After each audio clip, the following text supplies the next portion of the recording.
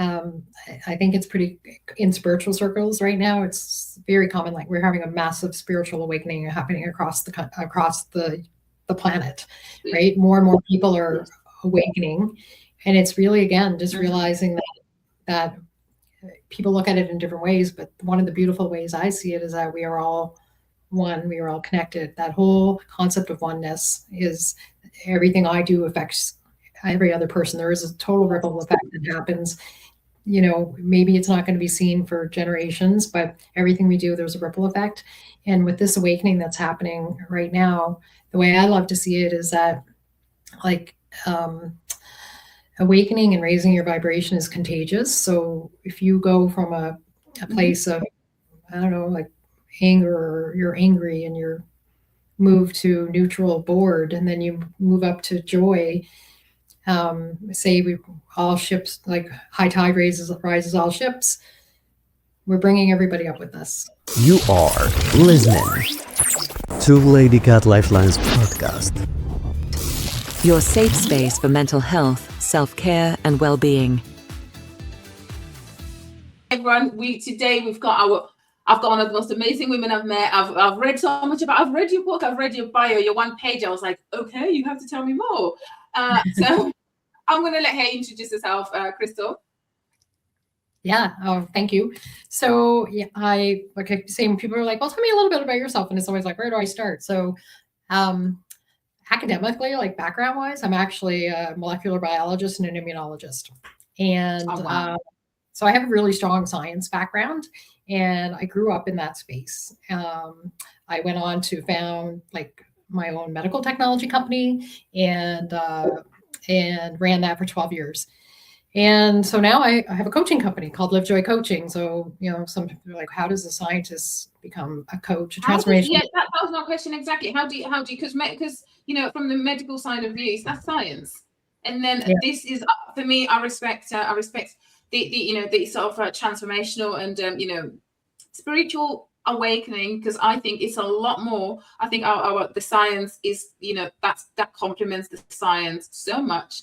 Not everybody believes so, but how do you assimilate the two? Because you've got a headache, you fix it, you take a tablet, that's it. And then now if I've got a headache, you do things. Well, like I would have considered myself a pragmatic woman too. So I'll like throw that in there into the equation. And so I really I had my own journey of burnout, right? Ran myself right into depletion, complete burnout. And on top of I was trying to navigate my company through COVID at the time, and that was stressful. And my daughter got quite sick diagnosed with depression. And during that time, she just got into a really dark place, and I had to take her to the hospital. And when they admitted her, I was really shocked. I'm like, how did we get to this place where what age was that, if you don't mind me asking? When was it? She was 16. What? It's very key. Very fundamental age, isn't it? But I just remember coming home that night and thinking it really was my darkest moment as a mother. How did we get here? And I really, honestly, I got on my hands and knees. I prayed to God for guidance. What do I do? How do I help? How do I tell me what to do? And I heard God answer me. I heard live joy. 2 life-changing words. At the time, it was confusing. I didn't know what it meant. Really, right? When somebody says, what were the words? What was the words again? What were the words? Live joy. Live joy. Live joy. Yeah, joy. Yeah, that's a profound message. Really, now 6 years later. At the time, I remember being a little bit. Well, I was very confused and really didn't know what it meant, and so really, I found myself on this quest. Wow. Had you always been a believer in God, or it was something that you just cleaved onto during those difficult times? Because I think we all would love to hear something. I've been through situations. I'm like, God, please, lend your ear, and I love God. Yeah, and I didn't grow up in a religious family, but I knew from a young age that God was good and loving. And I have this memory of being in catechism class. So I grew up Catholic and I was in catechism class. And I remember the teacher talking about sin. And I was maybe 10 or 9 years old and just having this thought, like, he's got it all wrong. Not teaching it right. Like, just, but not understanding, but just thinking, he's not teaching it. And just you can back up what you're saying, but you knew. Oh, wow. So you start to remember these moments, right, when you have a spiritual awakening. But, and so obviously that journey it led me down a path, and that path led me to becoming a transformational life coach. It led me to working with a spiritual teacher and a spiritual mentor that really helped me understand what was happening. Started to embrace my intuitive gifts. And what you were saying about, growing up Catholic and, in catechism and realizing that what was being taught was just not right, but you can not fully understanding where it was. It led to your spiritual awakening. Yeah. So anyways, the last 6 years, obviously, it's been pretty much a journey of transformation for me. And it's changed my life. It's changed everything I do. It's changed everything. What was that like? What was the change like? Tell me, what was that like? Was that like an aha light bulb moment? Or was it like a lot of work, a lot of digging deep? Because that's what we will do. We sort of dig deep on every level. And sometimes you don't get that transformation. I want to get to a point where I'm like, I feel, or our listeners would be like, I feel like I understand myself. It's so, it's a lot of journeying within, right? You have to go within and really start to develop your awareness. And when you develop that awareness, it's there's very specific things like beliefs and mindset and body wisdom, and the realization that we've all been gifted this amazing innate, like, energy navigation system. Like, we all have it. Right. Yeah, I agree. We don't, in Western cultures, we're not taught to listen to those signs. Like, we know we're hungry. We know if we've injured our hamstring because we worked out too hard. But what about when somebody says something to you and you brace, right? You feel that tension. Yeah. Why don't we pay attention to because we like things that we can fix. We like fixing things. We like instant results. We like things that are result focused, because that's what everything, economy, society thrives on. Or even getting to a point whereby I'm the same. I'm like, okay, I've got a headache. I'm not going to run. I was before. I ran to be like, okay, take a tablet, whatever. What have I done? But now I'm more trying to think beyond the headache. Yeah, and it's unfortunate because a spiritual awakening most often happens during a moment of crisis or a period of life of crisis. Cancer diagnosis, you lose your job, maybe a marriage falls apart, the death of a loved one. Like, all of those things can lead to a kind of an abrupt spiritual awakening. It is. It's an emotional pain that is so profound. It's almost like we have no choice. But do you agree that not everyone that goes through pain gets this spiritual awareness or even awareness at all? Because what does one have to do? One has to go through, because we are all human beings. I know we're different in our own ways, but not everyone gets from there to there. Yeah. So, and that's unfortunate.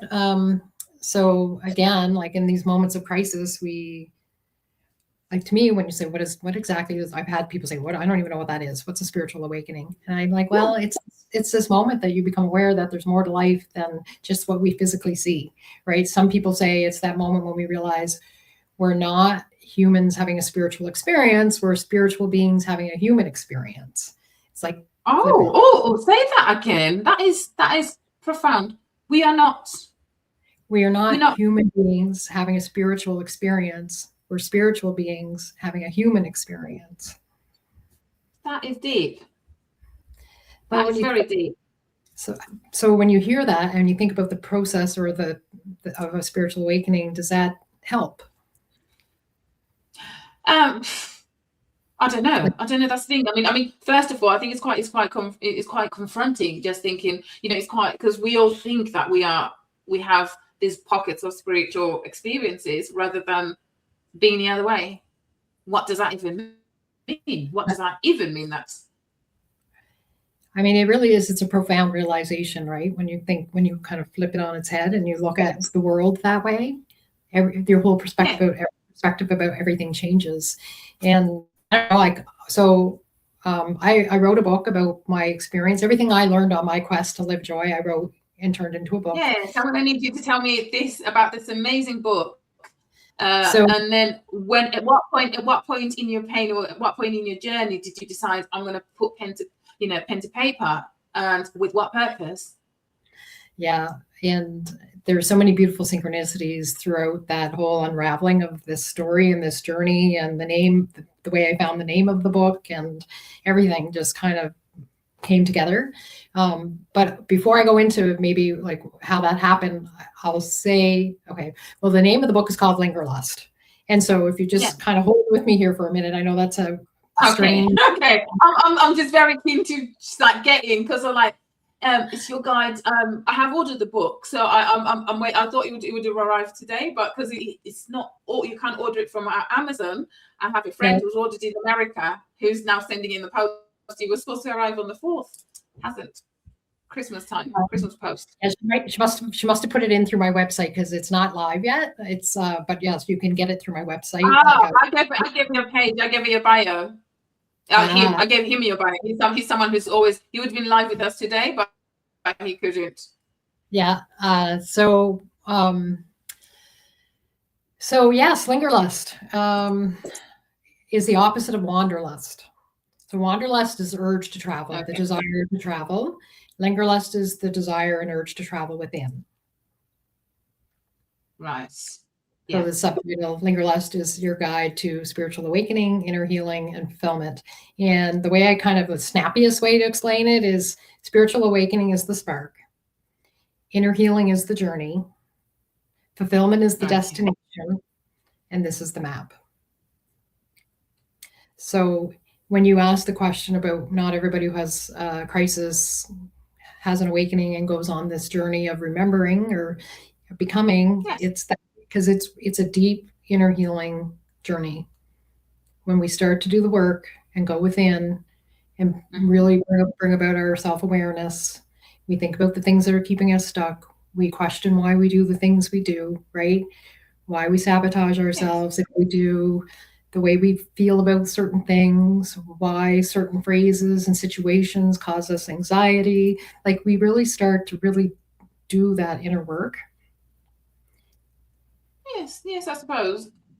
Yeah, all right, carry on. I had a question, but I still wanted to carry on and give me a bit more. Because I'm really like, why do we get stuck? We get stuck because we're depleted, energetically depleted. And I don't mean physical, like tiredness. I mean, like on a spiritual, energetic level, we're completely depleted. We're misaligned. I think, many women and men, people, let's just say people, they live and operate in a way that they are constantly seeking external validation, chasing success, perfection, to show that they're deserving. What we've done, but is that not that's the norm? That's the societal norm of achieving that zenith of happiness, I suppose, isn't it? And also, how realistic is that? And where does this like inner happiness sit in that? Once we're on this continuum of, obviously there are expectations, whether you like it or not. That's just life. You work hard. You do that. You have to have things. Whether it's good or bad. I actually read there's one CEO who doesn't even own, CEO for something really big. He doesn't even own a house because it doesn't fulfill him. But naturally, as human beings, what we're programmed to do: go to a good school, get a good job, get good behaved kids, get a good life, and be happy. Yeah, but you know what? people get to a certain point in their life where they've chased all those things and they realize they wake up and they're like, I'm not happy. I'm not fulfilled. On paper, I might be. On paper, look at me. I'm married. I have kids. I have the house. I have the picket fence. I've got 2 cars, and I take my family vacations, and then rinse and repeat, and they're completely unfulfilled.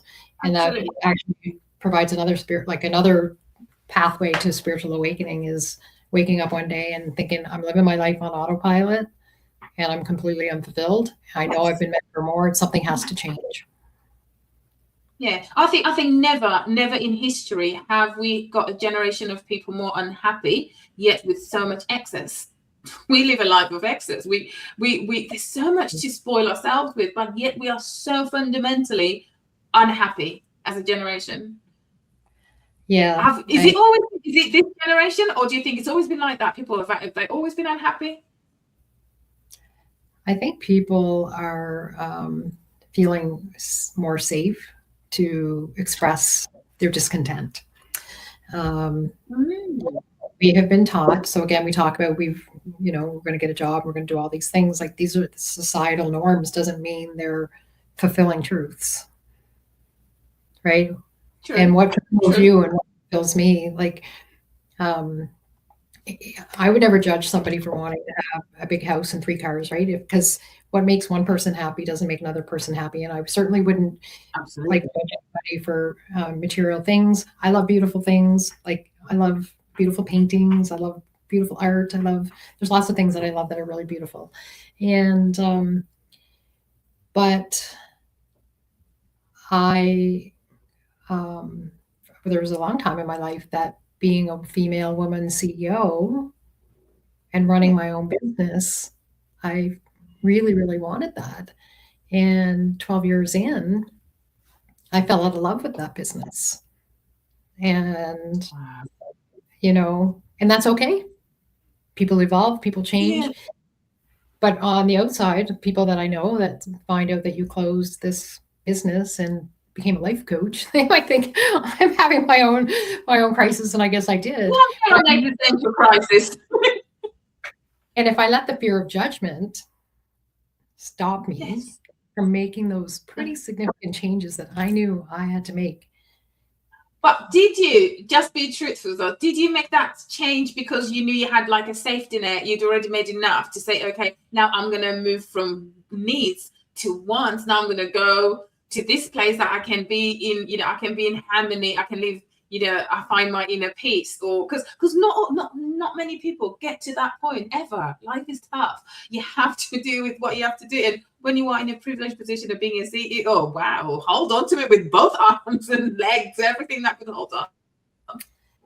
Yeah, I wish I could say that it went from a need to a want, but it did not. It did not unroll the way that maybe I would have loved it to. And it's still unraveling. The story is still unraveling. But no, I really had to make a leap. I really made a leap. Wow. And I have a beautiful soul mate, my husband, who without him, I don't know, right, if I would have been able to do that. So having that beautiful support system is certainly helpful. Okay, I'm going to ask you, sorry, I'm going to go on a bit of a trajectory, but we'll come back to it later. I'm going to ask you about you called your husband your soulmate.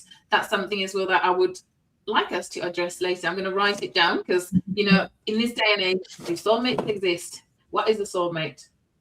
So, but anyway, tell me, sorry, it wasn't, I went off on it. Tell me what you were saying.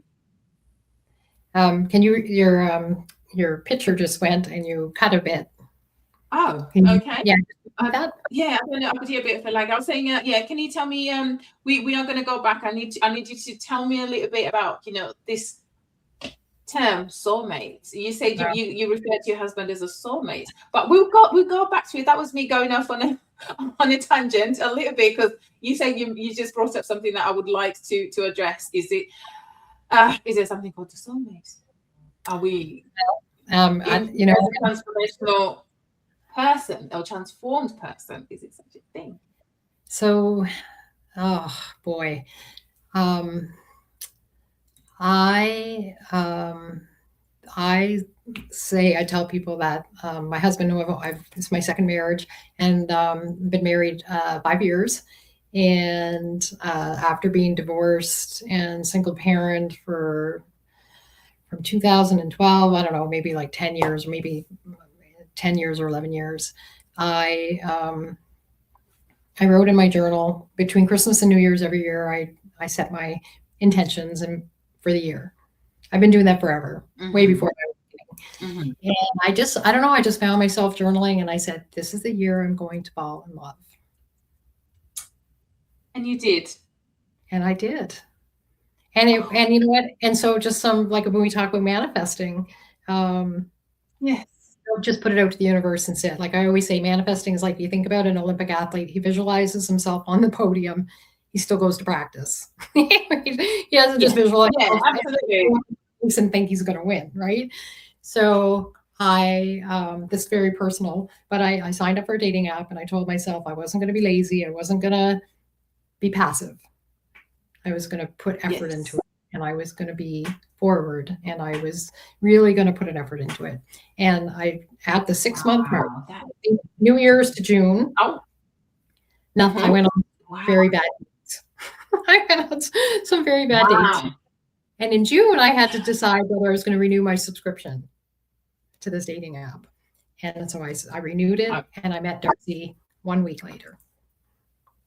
Oh, wow. That is absolutely, that's so hopeful for a lot of people, because I'm in my second relationship as well, after a lot of pain. So when you talk about transforming, when you talk about reaching existential crisis, I have been there. Hence my podcast is called Ladycatlifelines, because I don't have a cat, by the way, at all. Cats. I just don't have one. It's not to do with cats. The only thing it has to do with cats is because cats have got 9 lives, and I think I've been blessed to go through a lot of transformational experiences that have, like, I'm thinking I'm going through a rebirth almost every chance, where every time whereby I'm like, oh my gosh, I used to be this person, I am now this person. And it's amazing. So I'm very, it's very inspiring what you put out what I put out to the universe, and what you let manifest. And wow. And I didn't give up after the first bad date, and I didn't give up after the second bad date. Right? Like I pushed through. And you didn't succumb, because I remember when I was dating after my relationship, I've always said I don't like anyone who smokes. I just don't like the smell of smoke, cigarette smoke. And then I went on a date with this guy, and I remember just thinking, well, maybe that's the best that's out there. What can you do? And again, I'm very blessed, like you. I met someone who's so beautiful. He's so precious to me, and he's amazing. And I'm very blessed, really, very happy.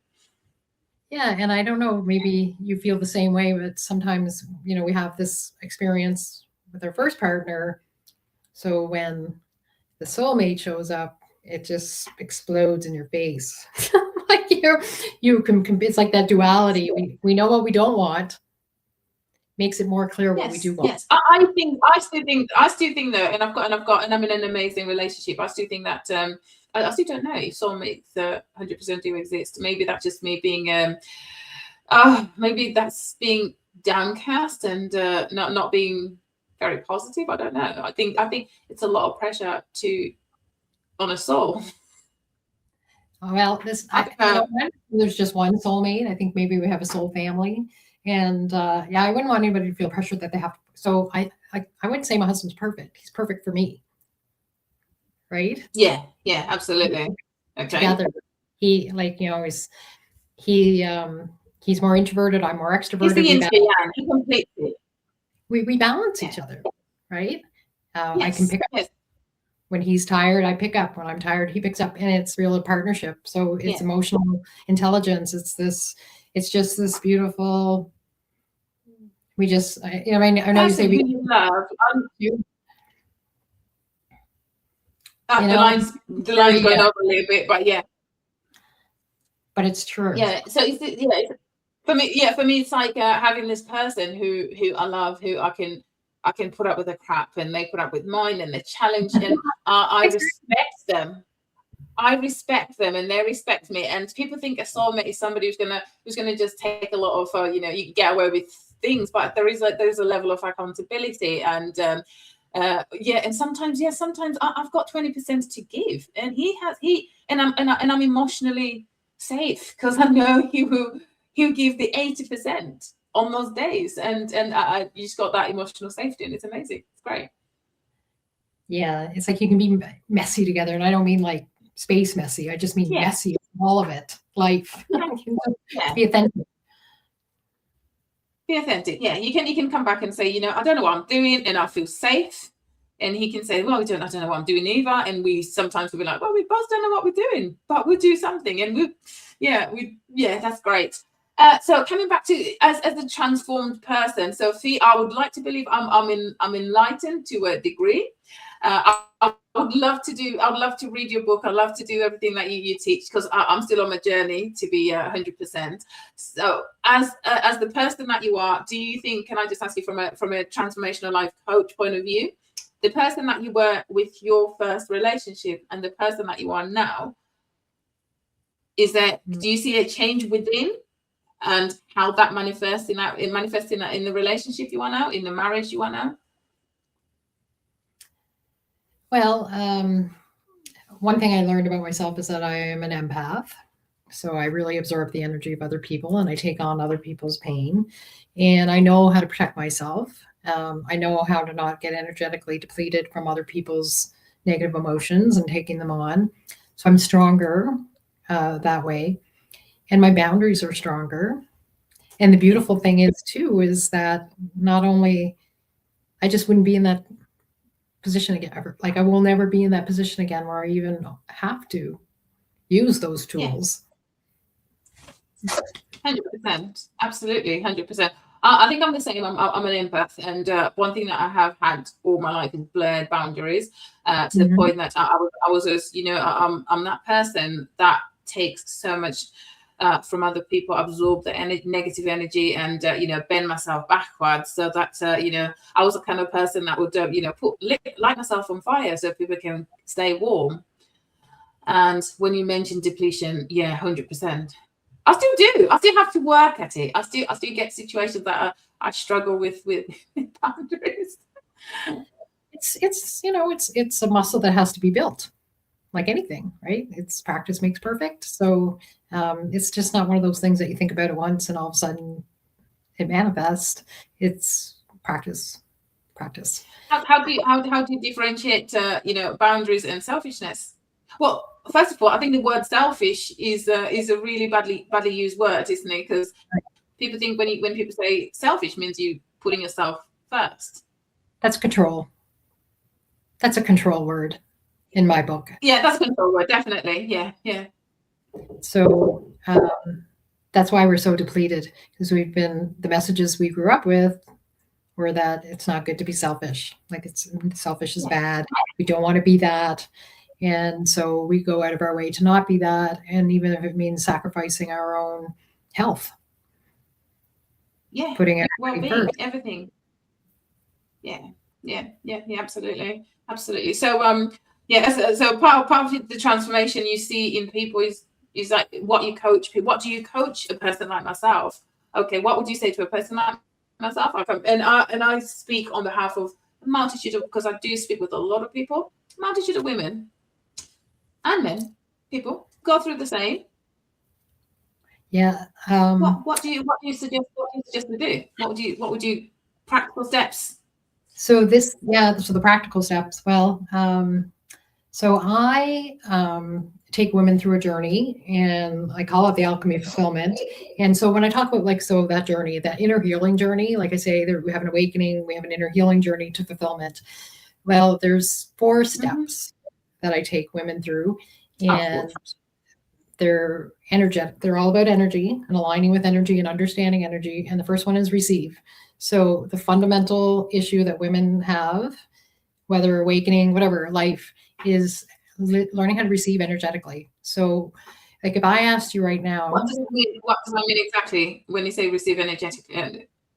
So think about the last time you received a compliment. How did you feel? Yeah. Do you feel like they feel they kind of do this and they're like uncomfortable? Yeah. Oh, they're doing a thing, or don't want the attention. Like Yes, they just that's normal. And that's culture as well. Seriously, around here, if somebody say to me, oh, hi, you're so beautiful. And I was like, I nearly was like, Merry Christmas. Because I didn't know what to say. I just don't know, because you just don't do that. So your body contracts, energetically you brace. So yes. Fast breathing, palpitations, I don't know what to say, pressure. But that's not healthy, really. Like if you can't that to me shows that you are blocking receiving. And if you can't receive a compliment, how can you receive joy, abundance, prosperity, love, fulfillment, joy? Like we're basically telling the universe, we don't want your gifts. So we do. Yeah, but okay. So then I think somebody said to me that was really, really, and I remember going away thinking, I don't know if this person really meant it or they were just saying. They said, "Oh, what a good mom!" I was out in the park with my kids, and said, "Oh, what a good mom you are! You look like such a good mom. You're so into your kids." And I was like, "You've got no idea how much I wanted or needed to hear it." It was really an amazing thing. It was like, you've just made me really happy. But normally, like everybody else, you receive a compliment. You're like, okay, it's uncomfortable. Yeah, and that's I would debate that, even when people consciously think they want something or they say they want something, subconscious is the gatekeeper. And when you consciously say, I want this thing, but subconsciously you don't feel deserving, you're not gonna get it. Like okay. So I'm gonna get your book. I'm gonna receive your book. I'm gonna need to know how to do it. I really want to stick to the four steps. So what do you say about that then in your book? That's that's gonna get everybody to say, what? I'm gonna try it, because I know I'm sure you wrote it because women, we're stuck in what we're stuck in. Yeah, and I like if and even so, the first step is receiving, learning how to receive. If you can pull that off, the rest of it will just flow. The second step is releasing energetically. So we're going to release old stories, things that limit our potential, ancestral patterns. There's so many things we can release. Beliefs, like beliefs that no longer serve us. There's a whole section on mindset. So there's receive, release, and then there's transform. So we take the energy that's no longer serving us and we transform it. A lot of people will say into love and light. I do that all the time. It's beautiful. But I would argue and debate also that why not take the opportunity to transform that energy into fuel for purposeful action? And then from that place where you've learned to receive, you've become aware, you can discern when energy is good for you, when to let something go, when to let something in.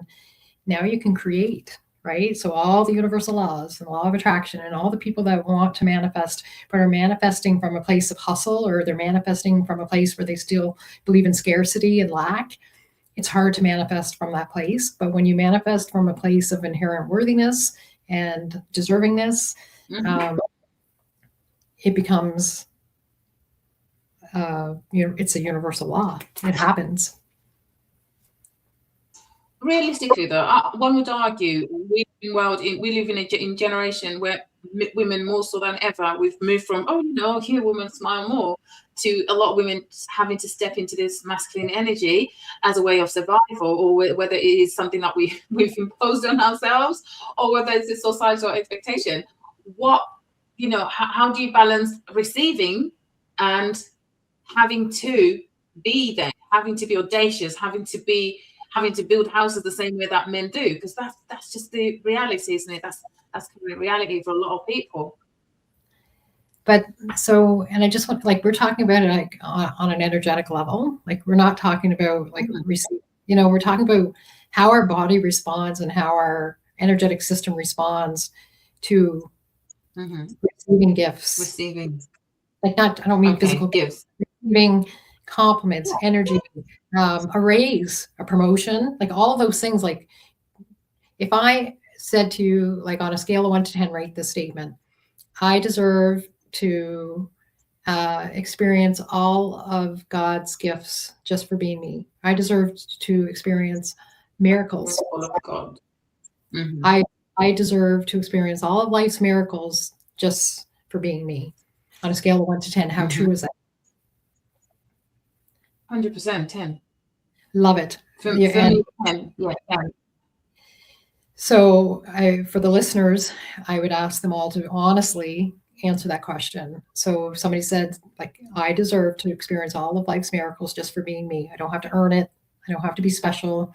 I'm just me. I'm special just by being me. People always be like, oh, but you know, yeah, there's always like, no, I do, but you know, at the end of the day, we do. Like I say, like I received too. I deserve this, but you are living this parallel lifestyle where you like, yeah, I deserve this, but there's so much expectation as well from me, from within, to not, that puts up barriers to me receiving this. Because like I say, as a woman, you deserve to be soft, you deserve to be nurtured, you know, women are nurturers, you deserve to be kind.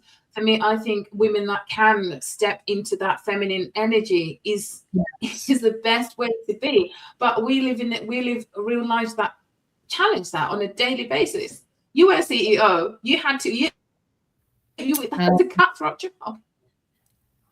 All I can say is I was extremely blessed to not have a lot of misogyny on my path. I really, I had great mentors, men and women. So I'm going to count my blessings on that one. But I will share that at one time I was asked to fill out this kind of profile, like personality profile thing. And it was based on, so it would predict whether or not somebody would be a good CEO. And the profile that it compared you to was Bill Gates. It was like he's the only successful CEO on the planet. And if you didn't match his personality traits, you were like going to be a bad CEO. You would be a bad hire. Oh, wow. As a CEO. And I think, wow. Ridiculous? Think about all the beautiful leaders that we have on the planet, and he's one.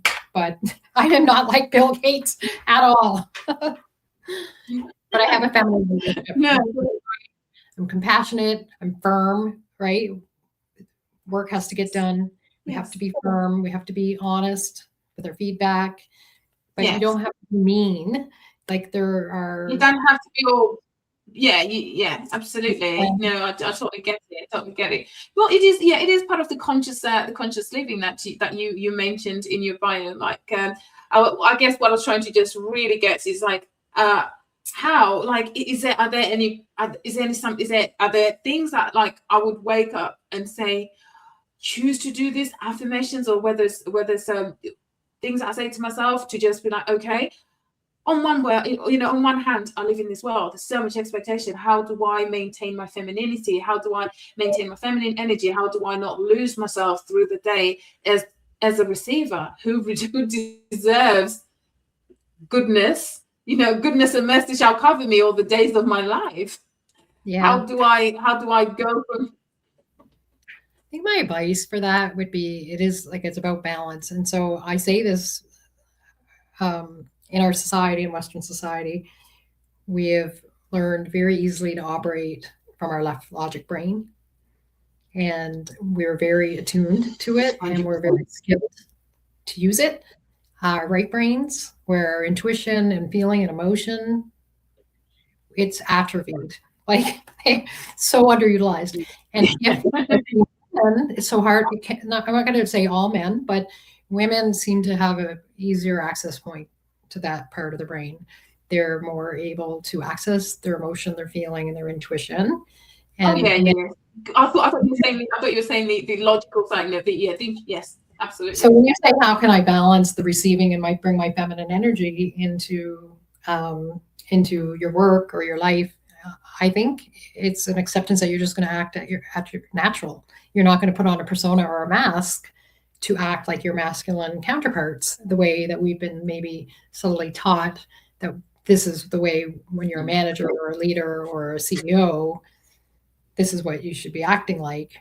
I think the truth of the matter is that bringing and balancing our feminine and masculine sides together, right brain, left brain, whatever words you want to use, it's when we balance those two pieces together, when men and women can do that equally in a workplace, that's where we're going to see amazing, strong teams, right?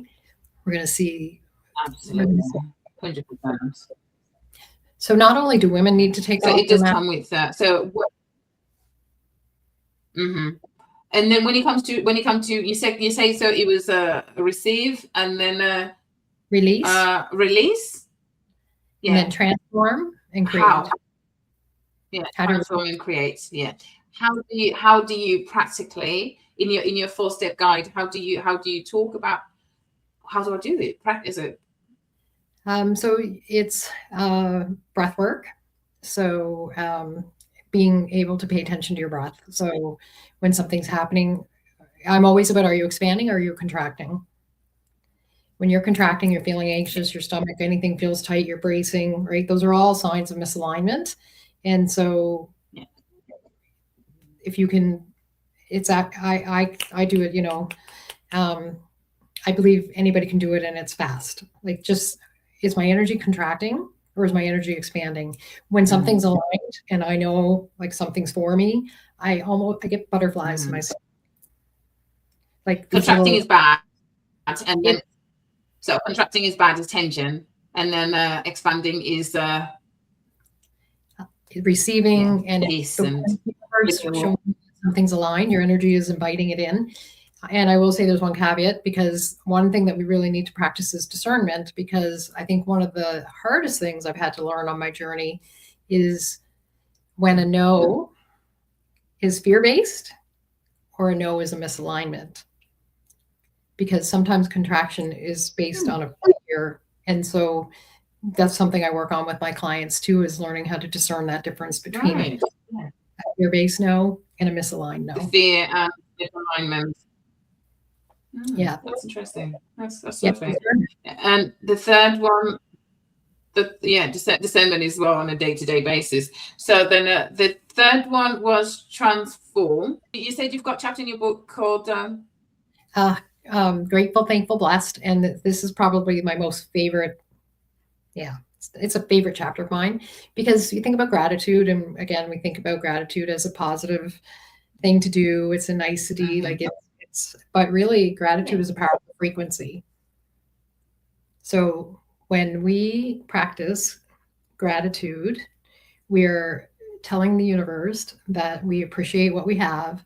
It raises your vibration, and it literally sends a message to the universe that you're ready to receive more of what you have, and better. The other beautiful, so I talk about the 1% better philosophy. So how can I enjoy this moment 1% more? So, at the beginning of this podcast, you talked about the weather and how, like, you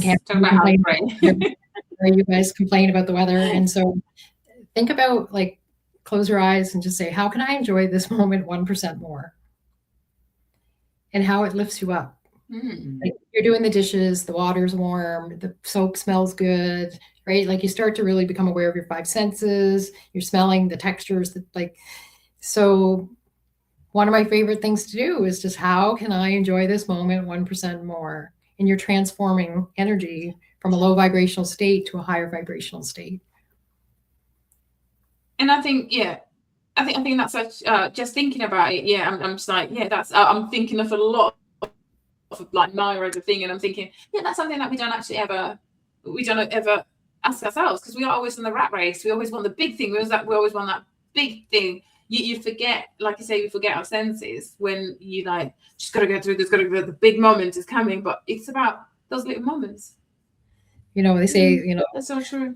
Smell the roses. I guess maybe it's kind of saying the same thing, but more from a spiritual and a frequency energetic speak, right? So, and maybe the other thing I'll just share about transform is this whole concept of blessings.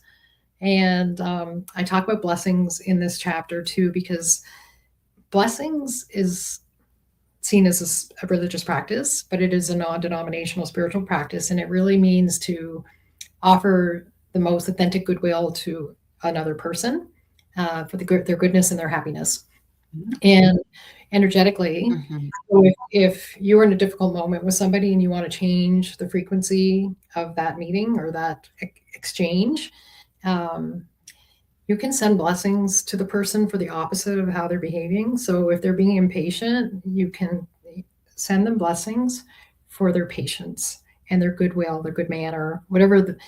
And it can immediately, it like hits them like that was my lightning. next question. Would that does actually work? Is it when you say send blessings? How do you send blessings? Is that just by wishing them good, or the Instagram way of sending them £1,000 to buy the newest bag? Just bless them for the opposite of how they're behaving. You're reminding them of their true essence. You're literally speaking to their soul, to their true essence, which is understanding and patient and non-judgmental. And it's all those things that we strive to be at our highest self, right? So you could use that word too. You're talking to their highest self and you're reminding them of that connection. And so, I mean, I've been in a lineup at a hospital waiting to give them my card and, get admitted. And the woman was pretty, she was kind of cranky, right? We'll just say she was cranky. And I was feeling that negative energy, and I just sent her blessings for her patience and her understanding and her kindness. And she got a phone call, took that phone call, and she came back and she was completely changed. She apologized for making me wait. She just I don't even know how to explain it in better words. She literally did a 180 from being cranky and rude to being apologetic and kind and helpful in about 10 seconds. Oh wow! And you mentioned something very interesting. I do have a lot of Christian. We do have a lot of Christian listeners and viewers. And at the same time, you talk about the universe and, obviously manifesting it, the universe. It does seem like those can be completely two dimensions, considering the Christian world teaches you one thing. And then the more Eastern and self-understanding is completely different. But you seem to be fluid about both. How does that work? How is it something that works that way, or? I mean, I think different people grow up with different understandings of what source is. Like, people are maybe not comfortable with the word God if they've been brought up in a strict religious upbringing. So I think when you say prayer or manifestation, we're saying the same thing, right? We talk in masculine and feminine energy. Other people say right and left brain. Yes. We're still, we're just adjusting. Still talking about the same thing. Yeah. We are still submitting to a higher power. We're still submitting to say, okay, we're not the biggest that we can. There is something, colossal, a lot bigger than us. Yeah, absolutely, 100%. So I'll try to. Do you think though, in this day and age?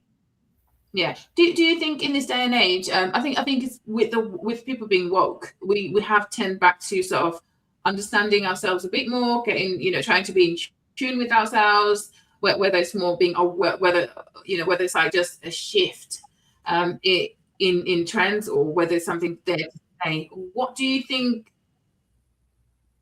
that is here to stay? Whereby people are starting to look deeper instead of looking outwards. We're starting to look inside and understand ourselves more. I think it's pretty in spiritual circles right now. It's very common. Like, we're having a massive spiritual awakening happening across the planet, right? More and more people are awakening, and it's really, again, just realizing that people look at it in different ways. But one of the beautiful ways I see it is that we are all one, we are all connected. That whole concept of oneness is everything I do affects every other person. There is a total ripple effect that happens. Maybe it's not going to be seen for generations, but everything we do, there's a ripple effect. And with this awakening that's happening right now, the way I love to see it is that, awakening and raising your vibration is contagious. So if you go from a place of, anger, or you're angry and you're moved to neutral, bored, and then you move up to joy. Say we all ships, like high tide rises all ships. We're bringing everybody up with us, right? So the more and more we work to go within, heal ourselves, and in the process of healing ourselves, we experience more joy. We experience love, we raise our vibration. It's contagious to the people around us, whether it's because we're a role model, we're energetically vibrating at a level that's raising people with us. I believe that. And so it really motivates me to teach it, to help people get there. Absolutely. Help people get there. That's the most important thing. So I'm going to ask you a couple of specific questions. So to a woman out there, and I was one of them until recently, who has reached the pinnacle of depletion, and you're stuck. What is it that can do? What is it someone like that woman like myself can do to be transformed? To be awakened, to reach this awakening. So that's and what keeps us stuck. So I believe, I have learned over these 6 years now, I guess, that mastering your spirituality and your energy is the key to transforming your life and leaving a major lasting impact on the world. And so the women that I work with are at that stage where they know that just the physical things they do, it's not providing them fulfillment, and they're ready to take that next step where fulfillment comes first. I always say fulfillment is the guidepost that will lead you to exactly where you're meant to be. Some women will believe it and are ready to do that, and some aren't. So I work with the women that resonates with. Have you actually worked with any women who've got that energetic block and that's kept them stuck, who are genuinely wanting to get unstuck? And has it been successful?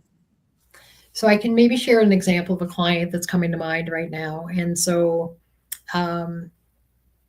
she was a client in a toxic work environment and came to me asking for support. I just need to cope better in my job.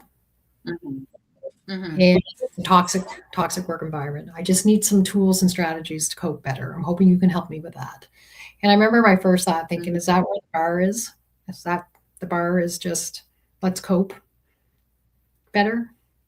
So we worked together. And I did this healing session with her, and it was in a deep meditation. And we were really trying to get back to the root cause of why this desire, like to stay, like why was she stuck? Why did she not want to move out of this job? Like, what was it that was keeping her there? And the memory that came up for her, shared with me, was that she was born out of wedlock, and there was shame on her family, and her grandmother hadn't even acknowledged her existence for the first 2 years of her life. And she realized, words not mine, that she has been overachieving her whole life to prove her worthiness to her grandmother. And she wasn't even living anymore. Right? So we get on this hamster wheel and we don't even know why. And then when we take the time to stop and go within and explore, like, why? And so that's when you realize, why am I even doing this? Yes. Yeah. And why am I even doing this? That's so true. But the beautiful thing about it is what you do with that awareness once you have it, right? Now you can make a new choice. And she chose to leave her job. Empowering. Yeah. But like you say, it normally needs a crisis, and then succumbing to that pain, and then opening yourself to this amazing empowerment. That's so true. That's so true. And is this meant for women only and men only, or do you think children can be, or younger people can also be helped by your teachings and your interventions? Some of the belief work, I'm not sure. I think that's more of an adult thing. But what's really helpful with teenagers is the energy work of, like, say, the boundaries for empaths. So I see so many empaths around me that, I actually have a spiritual mentor, and she's like, shields up. Like, there's a lot of negativity out there right now. There's a lot of chaos. Yeah. And so, I mean, the reason I'm asking about children is because I've got an 8-year-old, I've got a 9-year-old, and she now says things that are never, things that were unfathomable at for me at that age. She's like, "Oh, Mom, so it's hurt my feelings," and I'm thinking, "Oh gosh, what feelings do you have?" So it's so confronting because I'm realizing it's a mom. I don't know how to address 8-year-old feelings. That's beautiful. Someone say to me, "Well, children, people just damn feel too much." It's so it might be uncomfortable for you because it's not familiar. It's unfamiliar to many people to talk about their feelings. So we say it's hard or it's uncomfortable. It's unfamiliar. Unfamiliar things feel hard, but they're just unfamiliar. You do it more, it becomes familiar, and then it's not hard anymore. Right? So to have your daughter come up and say she's having feelings, let's put some words around that. Let's make that a beautiful habit. Someone hurt my feelings at school. My feelings were so hurt at school, Mummy. And I'm just like, "Oh, what feelings? What feelings are you allowed those?" Because I'm uncomfortable thinking, what feelings do you have? And what were we taught? Sticks and stones will break your bones, right? But names will never hurt you. Is that something that you heard growing up? Yeah, yeah, absolutely. Okay, and also the other thing that I want to say is a lot of people nowadays, obviously, this, as I say, we are awakening. It's beautiful. It's absolutely amazing. But also sometimes people think, I was speaking to my grandma and I was trying to say things and she said, "Oh gosh, you generation, you feel too goddamn much. What's, you were not there in the art. We had a war. It was the World War II. It was this. We had to survive. But you feel too much and you don't get anything done." And they almost see it as a negative thing. And I know we are still part of us people alive today. Well, not alive today. Part of our generation. We still frown upon feeling too much and getting too deep into our souls. How do you put the message out to say it's okay? I just hearing you say that, it's like, I think it's just time. Times are changing. And I mean, the days were there where we worked hard, and nobody's saying we're all going to sit on the mountain and pray, right, for the rest of our lives and become awakened and enlightened. It's really more about self-awareness and emotional intelligence and having an understanding of what I do. And I think it's about seeing people like yourselves who have overcome so much, who were there, and now you are there, and it shows your aura is so beautiful. It's so nice. It's nice to be around you. I'll tell you that much. It's lovely. So I guess it's infectious. It's an infection that has to catch on. I appreciate that. I would say the peace and calm that I have in my life, I would not trade for anything. So, people are amen. Tries different things in their life, and I am at the stage in my life where my peace and my calm, that calm energy, means everything. Absolutely, and it shows. Absolutely, that's beautiful. That's absolutely beautiful. Okay, so if you're going to leave a message, you're going to leave a word of advice to our listeners, what 2 things would you say to them, and what would you like to be remembered by for this podcast, not in your life achievements? Yeah. I would invite everybody to explore the concept of spirituality with an open mind, like a curious child, curious scientist, right? I promise that this innate internal navigation system, this energetic navigation system that we all have, is very accessible.